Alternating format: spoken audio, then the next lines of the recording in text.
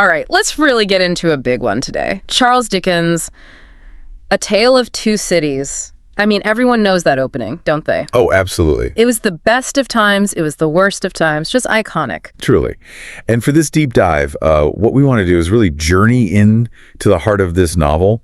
We'll peel back the layers of the story, look at the deep themes running through it, and explore its lasting impact. And everything we talk about comes straight from the source materials provided. Okay, so let's set the scene. We're thrown right into 1775. Things are tense. And we meet this banker, Jarvis Lorry. He's traveling to Paris on a very personal kind of mission. Yes, his goal is to find Dr. Alexander Manette, a man who's basically been lost to the world. Lost is putting it mildly, isn't it? What's the story there? Well, the shocking thing is he was unjustly locked up in the Bastille for 18 years. 18 years. Just imagine that. The sources describe him as completely broken, right? Almost not even human anymore. Exactly. Yeah. Utterly shattered, which makes that phrase the book uses, recalled to life, so significant. It really is. And it's his daughter, Lucie Manette, who does the recalling. Their reunion isn't just a meeting. The sources stress it's like a resurrection for him. Her compassion is key to his recovery. Absolutely central. She literally brings him back from a kind of living death. And that idea, that theme of resurrection, it pops up again and again, doesn't it? It really does. It's a core thread Dickens weaves right through. Dr. Manette's return is just the first instance. So fast forward a few years, the action moves, shifts over to London. We see Lucy, she's building a life there, and she marries Charles Darnay. Right, Charles Darnay. He's French, an aristocrat, actually. But, and this is important, he's completely renounced his family. The Eperons. And they sound like a truly awful bunch, representing everything wrong with the French aristocracy that eventually fuels the revolution. Precisely. He wants nothing to do with that cruel legacy. And then in London, we also meet Sidney Carton. Carton. The sources describe him as this sort of dissolute but intelligent English lawyer, kind of brilliant, but also a mess. That's a good way to put it. He seems pretty aimless, drinks too much, but he falls deeply in love with Lucy, though he never really tells her. And it's her goodness, her kindness that affects him. Yeah, profoundly. It sort of gives him a glimmer of purpose, something to aspire to, even if he feels unworthy. Her light touches him. Meanwhile, back in Paris, that tension we mentioned, it's really starting to simmer. Oh, it's getting serious. And this is where we meet Madame Defarge. Chilling character, always knitting, but it's not socks, is it? Definitely not. She's knitting a register, essentially, a list of names. Names of people the revolutionaries intend to deal with. Right. Marked for death, basically.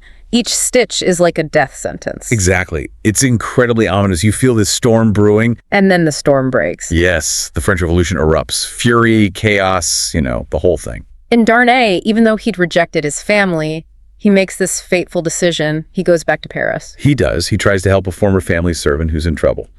Noble intentions, but terrible timing. Because as soon as he gets there, he's arrested. Just like that. Simply for being an aristocrat, an émigré who returned. The very thing he tried to escape catches up with him. And despite Lucy pleading for his life, desperate efforts, he's sentenced to the guillotine. It looks hopeless. But this is where Sidney Carton steps in. It's his moment. His ultimate act of redemption. Absolutely.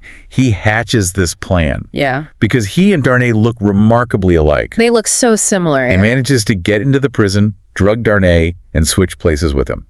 He sends Darnay out to safety with Lucy and their child. Knowing full well what will happen to him instead. Knowing he's going to the guillotine in Darnay's place. Which leads to, possibly the most famous closing line in all of English literature.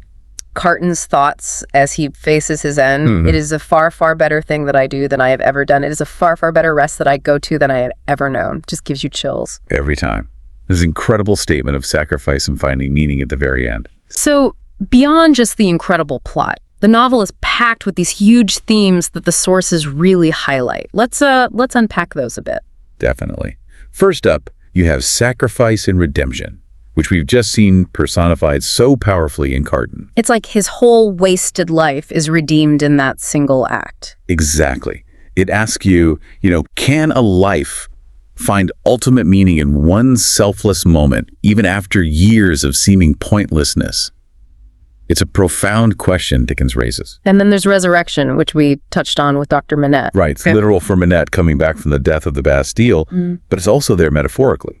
Carton achieves a kind of moral resurrection, finding his better self. And Darnay is literally saved, resurrected from the brink of death. So it's this recurring cycle of renewal, of second chances. Very much so. Then you have the huge theme of class struggle and revolution. Dickens is really clear-eyed about this, according to the sources. He shows the cruelty and injustice of the aristocracy like the Evermonds, doesn't he? You see why the revolution happened. Absolutely. But he doesn't romanticize the revolution either. He also shows the violence, the mob mentality, the excessive revenge that takes over. Madame Defarge embodies that vengeful fury. So he portrays both sides, the initial injustices and the later revolutionary excesses. Yes, the sources suggest he highlights the tragedy of that cycle, how oppression can breed a different but equally terrifying kind of violence. It's not of taking sides, but showing the human cost on all fronts. Interesting. And weaving through all this darkness, there's Lucie Manette, often called the golden thread. This links to the theme of love is salvation, right? Precisely. Lucie's love, her compassion, it acts as this constant healing force. It helps restore her father. It inspires Carton. Yeah. It's presented as this incredibly powerful, almost sacred force that can bring light even into the darkest situations. So how was this received back in the day? It came out in 1859. Yes, 1859. It was published in weekly installments first, which was common then, and it was a massive success right from the start. People loved it. Oh yeah, huge hit in Britain and America. Readers were gripped by the plot, the drama, the emotional roller coaster, and that historical backdrop. You can see why. The sources point to so many strengths. The unforgettable characters, especially Carton, he's just magnetic. Definitely. And the language is quite poetic in places. The imagery is incredibly vivid. The storming of the Bastille, the scenes at the guillotine. Stays with you, plus those powerful moral themes we just discussed. Right. But like any classic, it's also faced some criticism over the years, particularly more recently. Oh, what kind of things? Well, some modern critics find Lucie Manette a bit too, well, perfect. Maybe more of a symbol of virtue than a complex, fully fleshed out person. A bit passive, perhaps? Okay, I can see that argument. Anything else? Sometimes films like Madame Defarge are seen as maybe a little one-dimensional, more symbolic of revolutionary vengeance than, say, psychologically realistic. Fair enough. But despite any criticisms, its legacy is just immense, isn't it? Undeniable. It's one of the best-selling English-language novels ever. Over 200 million copies sold, apparently. Wow. That's staggering. And think of all the adaptations, films, plays, TV shows, musicals even. It's been retold countless times. And those lines. The opening and closing lines are just embedded in our culture. They're instantly recognizable. Absolutely. Few novels have that kind of enduring presence. So, thinking about this whole story, this intense period of revolution, this incredible act of personal sacrifice, it really makes you wonder, doesn't it? What is the true cost of massive societal change? And, you know, how much power does one individual's choice really have when history feels like it's just sweeping everyone along? That's a great question. Yeah. And perhaps building on that, how does Dickens's way of showing both the terrible injustice that sparked the revolution and the terrifying excesses it led to, how might that make us think about justice versus revenge and these recurring cycles of history, even today? What echoes do we still see?